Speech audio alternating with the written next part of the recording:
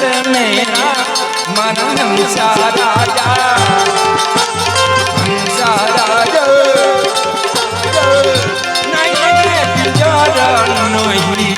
नहीं राम तेरा वाला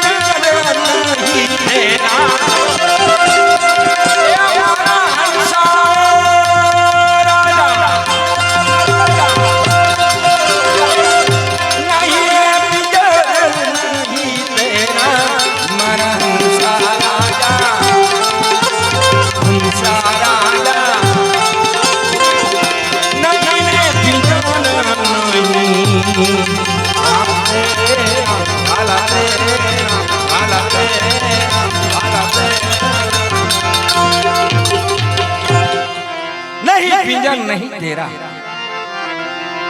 हंसा राजा मीराबाई कीधु उमर थी जाए उमर थोड़ी माथा में धोळा आवी जाए पछी समझी जावनुं के आ देवळ हाव जूनू थई गयुं પછી દીકરાને આપી દેવાનું બધું. બટા કરો છે તમને મેકતા નથી આવડતું એટલે દુખી થાય. પણ થોડું માથે આવી જાય ને એટલે સમજી જવાનું કે હવે દેવળ જૂનું થઈ ગયું. હંસલો નાનો છે પણ દેવળ હાવ જૂનું છે. પછી બધી રીતે દીકરા વહુને બધી ચાવીઓ આપી દેવાની.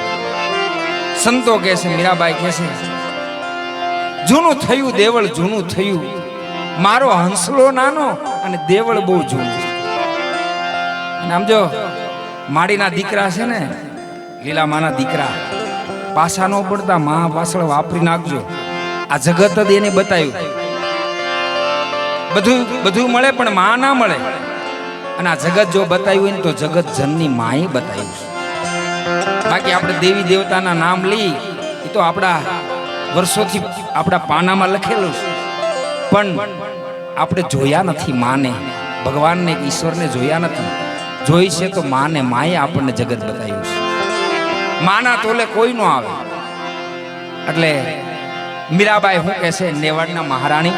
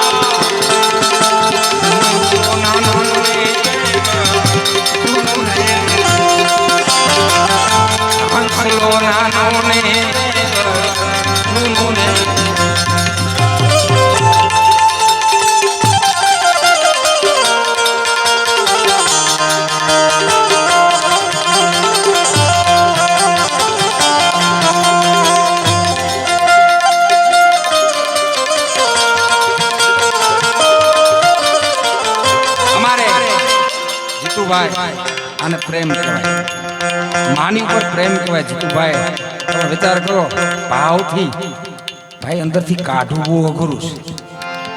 બધું નીકળે. કાનદાસ બાપા કહેતા હતા ઈ કે માયા મેં મારી ન ગણી. કાનદાસ બાપુની સાખી છે.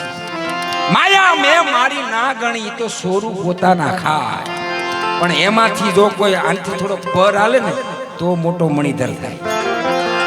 માયાથી પર હાલે ને આપણે કઈક માયા કાળી નાગણી નીકળે નહીં. માયા મેં મારી ન ગણી એટલે ગયા પછી પાછળ આશ્રમ થાય, અનચેત્ર હાલે, ભંડારા થાય. આપણી વાહી કાંઈ નથી, કારણ કે આપણે દેવું એ તો બહુ અઘરું છે. એટલે મીરાબાઈ શું કહે છે?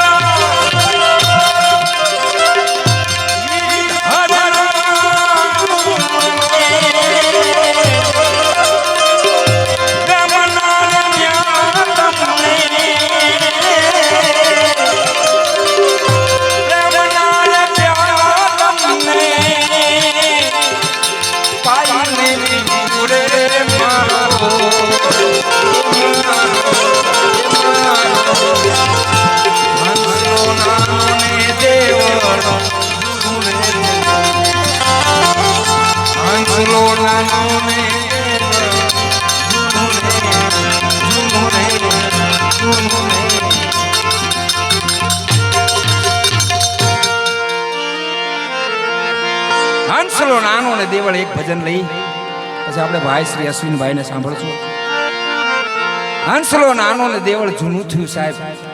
મીરાબાઈ નેવાડના મહારાણી એની આ પદની રચના એનું ને એનું એક પદ આપણે લઈ લઈ.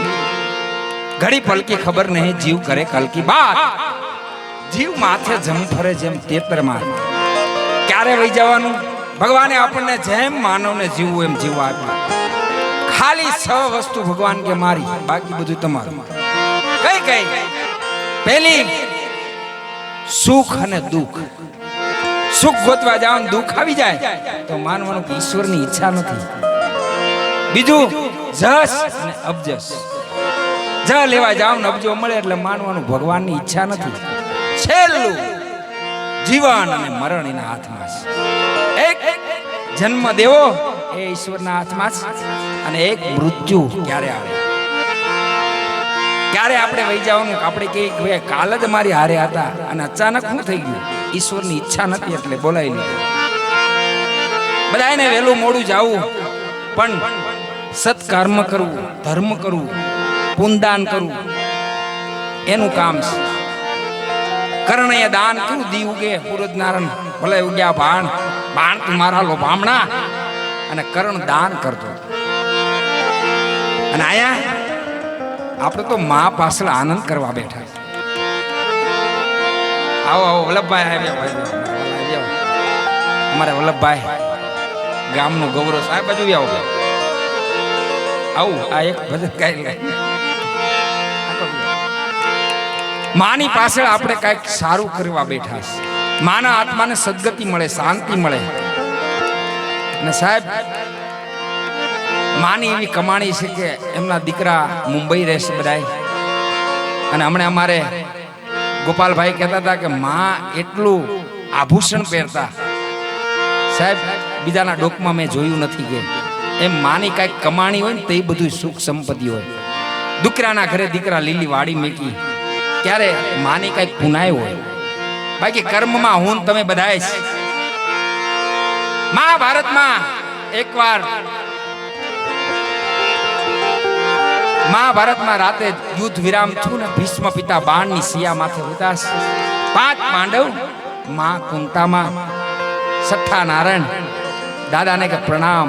ભીષ્મ પિતાએ કીધું કે આવું મારું કર્મ કયું છે કે મારે અહીંયા બાણની સિયામાં ઉપર કુવાનું વારું.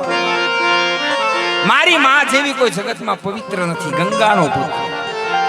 મઠ મંદિરમાં જળ લઈ જાવ ને તો પવિત્ર થઈ જાય. ઈ માનો દીકરો. અને મારું આવું કૃષ્ણ પરમાત્મા કે કર્મનો ખેલ છે દાદા. કર્મના કંઈક વિચાર કરો. દાદાએ બહુ વિચાર કર્યો ને તો આવ્યું કે એકવાર દ્રૌપદીએ ભરી સભામાં મારી સામે હાથ જોડ્યા. પણ દુર્યોધનનું અનાજ ખાઈ ગયો તો ને એટલે મને કાંઈ પૂજ્યું નહીં. મારી મતી મરી ગઈ. એમ નબળા માણાનું ખાઈ જાય ને તેથી માનો આજનો દિવસ ફેર. કર્મ કોઈને છોડે નહીં. ભલે હોય ભગવાન એટલે પાછું માર્યું સામે કૃષ્ણ હતા બલવા. એને એક દી કાશીના પીપળે પ્રાશ્ચિત કરવા જવું પડ્યું ભગવાન નારાયણને. કર્મ છે એટલે કર્મમાં. એટલે મીરાબાઈ શું કહે છે?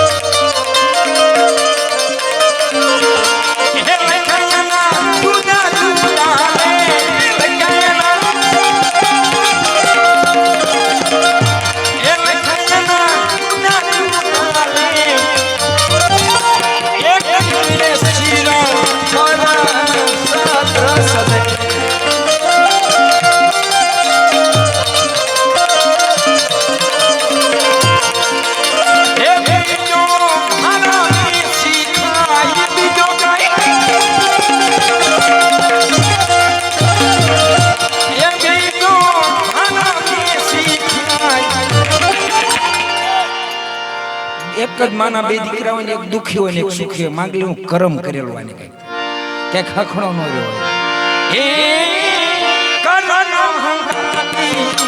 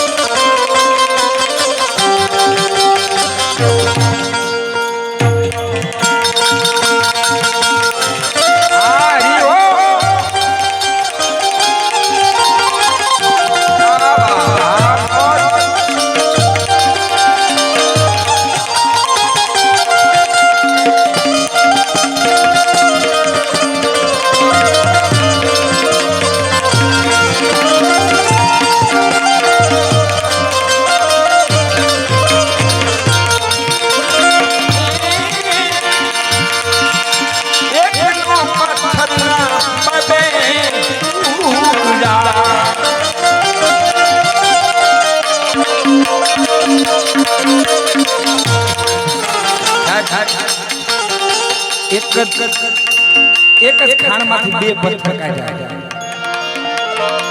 પછી શિલ્પીકાર આમ કોતરતો હોય ને કોતરતો એટલે પથ્થર ફાટી જાય ને એટલે કે આને પગથિયે જાવ દો એની માથે જગત બૂટ ચંપલ કાઢે અને બીજો પથ્થર હોય ને પૂજા કરે આરતી કરે એક પથ્થરના બબે કે શું કહે છે મીરાભાઈ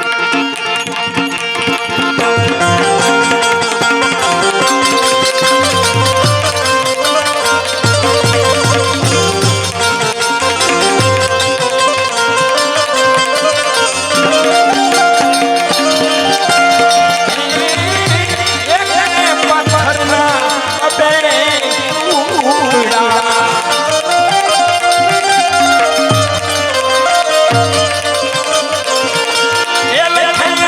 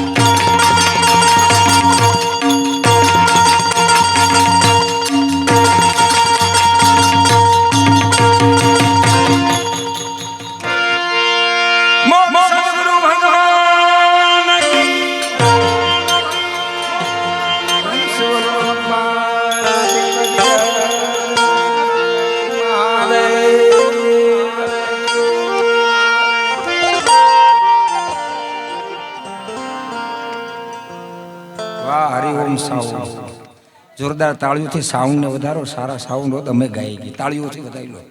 હરિઓમ સાઉન્ડ. વાહ.